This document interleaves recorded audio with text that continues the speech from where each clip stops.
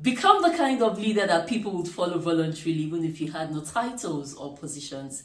And on that note, I welcome you to Know Your Representative, the program that bridges the visible gap between lawmakers and their constituents.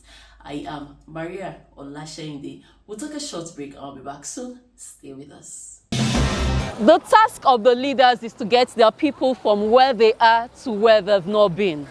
How do we hold our leaders accountable in the business of lawmaking and representation?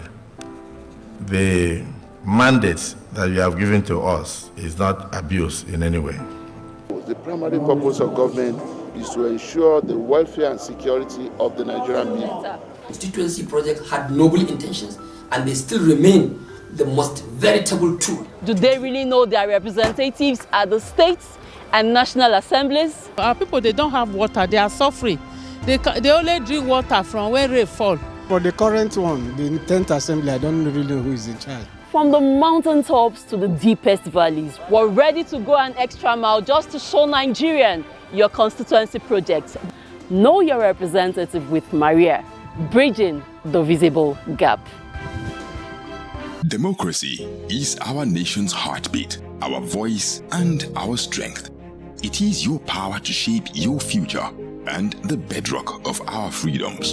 In democracy, there is no room for violence, arson, and killing. It is about ideas, dialogue, collaboration, and mutual respect between the government and the people. Stand firm against subversive tendencies and calls for undemocratic regimes. NILDS calls on Nigerians to support our democracy to solve our shared challenges. Use democracy to sustain Nigeria's strength, unity, and resilience. No going back on democracy. This message is from the National Institute for Legislative and Democratic Studies, NILDS.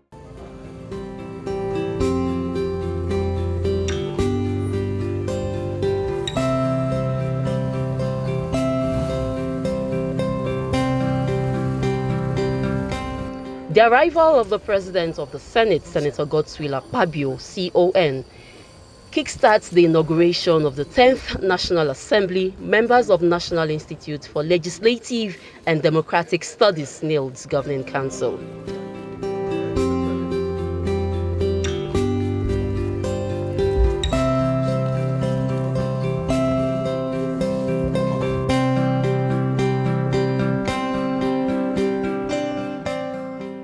The inauguration marking the first NILDS Governing Council meeting held at the Institute's state-of-the-art permanent site was attended by the alternate chairman of the Governing Council and Speaker of the House of Representatives, Right Honorable Tajuddin Abbas, alongside with members of the Council and Professor Abubakar Olariwaju Suleiman, the DG NILDS and Secretary to the Council.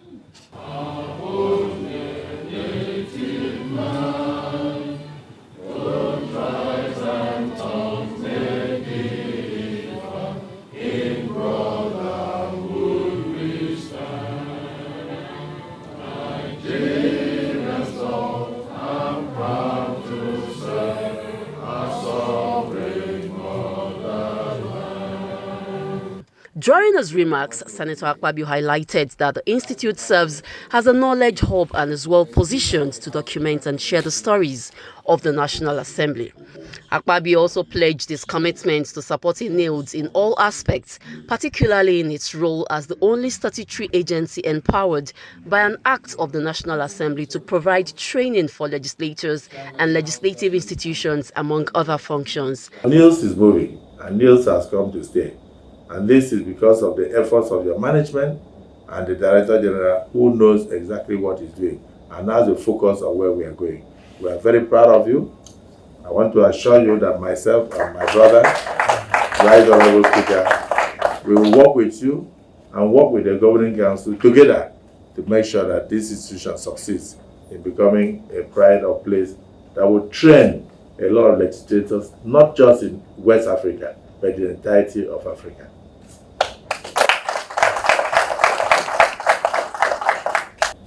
To our colleagues, we have seen that NILDS has remained resolute in honing our skills, promoting best practices to enhance legislative excellence and governance.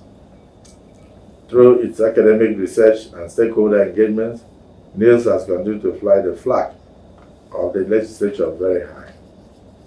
Even the edifice that we have gone through, I don't think there's any university that is better than this when finally completed. So I'm therefore confident that we will fortify you through support of the leadership and the DG and your management to take the affairs of this institution to where it should be. Distinguished senators, my brother, the Right Honorable Speaker, the honorable members, and all those would-be members of the Governing Council. It's my pleasure, on behalf of my brother, the alternate chairman, to now formally make you fully members of the Governing Council of the 10th Assembly NILDS Governing Council. So, on that note, I now formally inaugurate the 10th Assembly NILDS Governing Council in the name of Almighty God and to the glory of humanity and the benefit of our dear nation. Speaker House of Representatives Right Honorable Abbas Tajuddin also reaffirmed the commitment of the House of Representatives to support the Institute in fulfilling its mandate. Abbas emphasized that together they can shape the future of NILDS into an institution that not only meets but exceeds the contemporary needs of the Nigerian legislature. As we move forward, NILDS must remain steadfast in its commitment to the founding principles and visions set forth by its founders and the successive leadership of the National Assembly. The Institute must continue tailoring its activities to the evolving needs of the legislature, ensuring that its interventions are strategic and aligned with the priorities. I also want to emphasize the importance of the Institute in embedding itself within the superstructure of the National Assembly to support key initiatives of the legislature and its committees. By being deeply integrated into the workings of the National Assembly, NILDS can provide timely and relevant support, ensuring that our legislative efforts are informed by the highest standards of research and analysis. This close collaboration will enable also the Institute to anticipate the needs of the legislature and proactively contribute to the development and implementation of legislative initiatives. I reaffirm the commitment of the House of Representatives to support the Institute in actualizing its mandates. We recognize the invaluable contributions of the Institute and are dedicated to providing the necessary resources and legislative backing to ensure its continued success. Together, we can shape the future of NILDS as an institution that not only meets but exceeds the contemporary needs of the Nigerian legislature. In conclusion, I extend my heartfelt gratitude to all members of the Governing Council for your willingness to serve. Your expertise and dedication are instrumental to the success of NILDS. Let us work collaboratively with unwavering commitment to enhance the capacity of legislative institutions and promote democratic governance for the advancement of our nation and the broader region. Thank you. May God bless our endeavors and bless the Federal Republic of Nigeria. Thank you very much for. In his remarks, the Director General of NILDS, Professor Abubakar Olarinwaju Suleiman, noted that the management of NILDS had made significant milestones within 1 year. He expressed hope that NILDS would continue to enjoy the kind of support it had enjoyed in the last year under the 10th Assembly. On behalf of the leadership of the National Assembly, I humbly welcome the leadership of the National Assembly and indeed members of the Governing Council to the 10th inaugural meeting of NILDS Governing Council.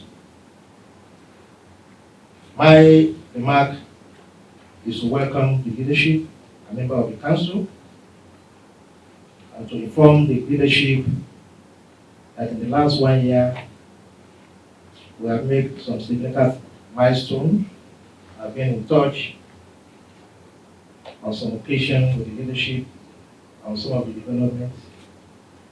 And today, as part of the ritual to have a government council that set the policy framework for the institute, we are here to formally inaugurate our government council. It is my pleasure on behalf of the management of this institution to welcome the Senate President to NILDS, to welcome the Right Honorable Speaker, and to welcome other members of the Government Council, with the hope that the kind of support we have been receiving the last 1 year and the support we received under the 9th National Assembly leadership, we want to believe that that support will continue, no doubt, because the leadership we have now, especially the Senate President, who is a transformative leader, and through intervention to National Assembly, to some national parliament, and to all political stakeholders in democracy as enshrined in the Names Act and Mandate. Once again, I want to welcome the Right Honorable Speaker. I want to welcome the Senate President.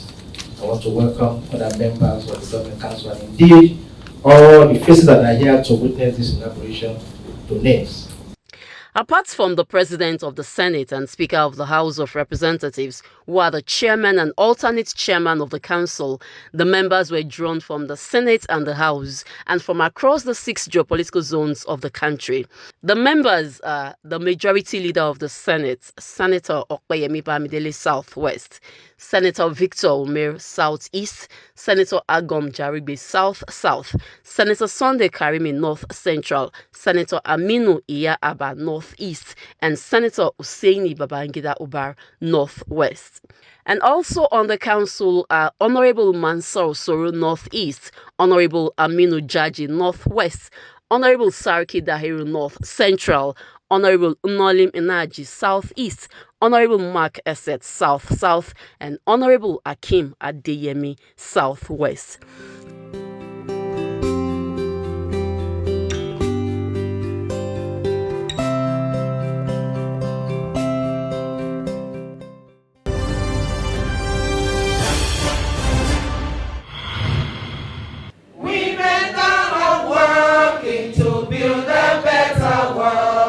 Where the love of peace can rest on every shore, where men lay down their weapons and learn to love and share, and people work to bring an end to war. So sing a song, so sing a song, so sing a song for women everywhere. Let it ring around the world and never sing. So sing a song, so sing a song for women equality, development and peace. The President of the Senate, Senator KYRwithMariah, has pledged the commitment of the 10th National Assembly to speedily consider and pass gender-based bills in the ongoing constitution amendment process. Akpabio, who was represented by Senator Sunday Karimi, made it known on Monday at the opening of a workshop organized for all female legislators at the National and State Assemblies in Abuja. Let us remember the insightful words of the United Nations. Gender equality is not only a fundamental human right, but a necessary foundation for a peaceful, prosperous, and sustainable world. My friends, today we find ourselves at a critical juncture in history. We are called upon not only to acknowledge the challenges faced by women, but to take concrete action to address the deep-rooted inequalities that persist in our society. Gender-responsive budgeting is not just a tool. It is a transformative force that can reshape our policies, our institutions, and our future. The workshop, which was organized by the National Institute for Legislative and Democratic Studies (NILDS) in partnership with the UN Women, organized the role of legislators in enhancing gender-responsive legislations and budgeting in Nigeria.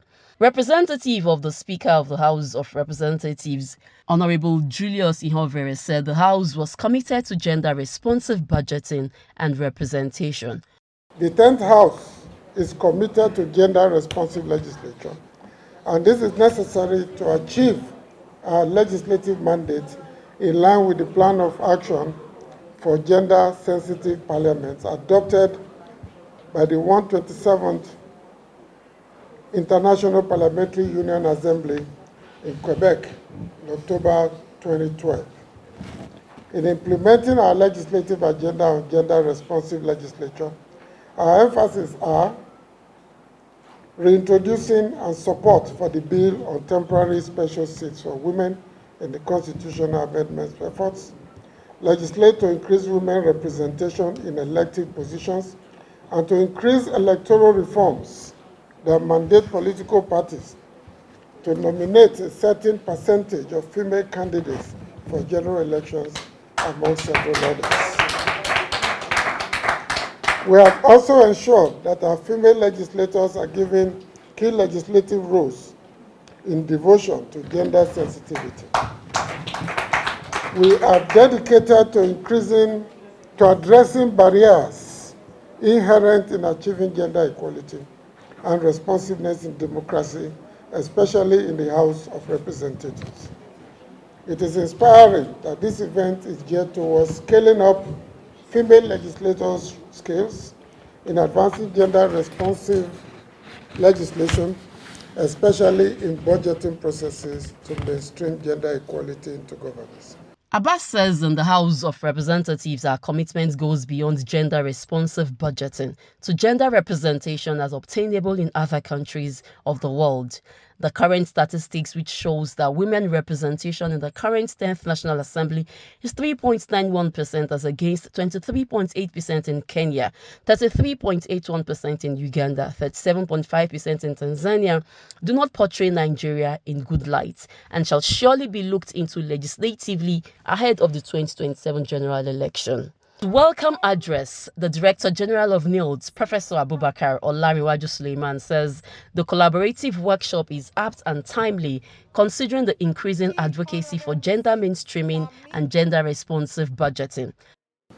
The overall objective of this workshop is to create a platform for discussions and action to advance gender-responsive budgeting in Nigeria, with the ultimate goal of creating a society where everyone, regardless of gender, has equal opportunities and access to resources. There is no doubt that gender-responsive budgeting brings together gender equality and public financial management initiatives and seek to improve the results of budget in general and to advance gender equality and women empowerment in our country. Gender-responsive budgeting also focuses on key economic and social issues that are often overlooked in conventional budget, policy analysis, and decision-making. Gender-responsive budgeting remains a critical tool for advancing gender equality and women empowerment in our country. It involves assessing, planning, implementing and evaluating government budgets with a gender perspective to ensure that public resources are used to reduce gender disparities and promote equitable outcomes.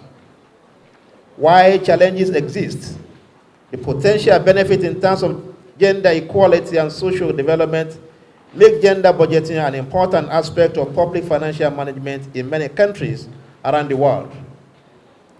Contrary to misconceived notion, gender-responsive budgeting is an intentional approach to the budget process that ensures an equitable distribution of resources to all citizens, women, men, and children, geared towards achieving equality and equal opportunity. In doing this, it unravels the reality that women, girls, Men and boys experience life differently during the life course. Hence, have diverse priorities and strategic needs that should reflect in the budgets. It also ensures that government policy do not create and sustain gender inequalities. According to him, the overall objective of the workshop is to create a platform for discussions and actions to advance gender-responsive budgeting in Nigeria, with the ultimate goal of creating a society where everyone, regardless of gender, has equal opportunities and access to resources. Other female representatives at the National Assembly also aired their opinions on the topic. We need our political parties, political leaders, the electoral commissions, wherever they are, national, state, to ensure that they budget for women by ensuring that single gender list is eradicated totally in this country, where we have 40 members in the House of Assembly and they are all men, where we have 30 members at the local governments, at the Houses of Assembly, yes, in other states, and they are all men. And even our councillors at our local government, where we have 7, 8, 10 of them, and they are all men. So our political parties should please budget for women representation. And I will conclude by saying that we should commit ourselves to championing gender-responsive budgeting in our government communities. Let us advocate for budgets that prioritize equity, inclusiveness, and sustainability. Together, we can create a future where every individual, regardless of our gender, has the opportunity to fulfill their potential. I'm not really going to say that much. The problem is clear. Women are the ones who suffer from policies and budgeting that is not gender inclusive. Women and children. I also don't need to say that women make more empathic leaders, and therefore, it's a no-brainer that countries that have more women in governance are also better economically developed. So this whole thing is not about women, and that's what the men need to understand. It's about the nation. So by October 2022, Ekiti State had all these laws and policies in place, and these are laws and policies I pushed for in collaboration with others. So I was able to get 7 bills in place, which included a GBV law, a gender and equal opportunities law, a HIV anti-stigma law, a treatment care and protection of sexually abused minors law, a mental health law, then a state political offices gender composition law, and a multiple births trust fund law. And then 3 very important policies. There were more, but I thought I should just put this there. The state gender policy. We were the first state in Nigeria to domesticate the national gender policy. And then we have a victims of crime charter and a sexual violence name and shame policy.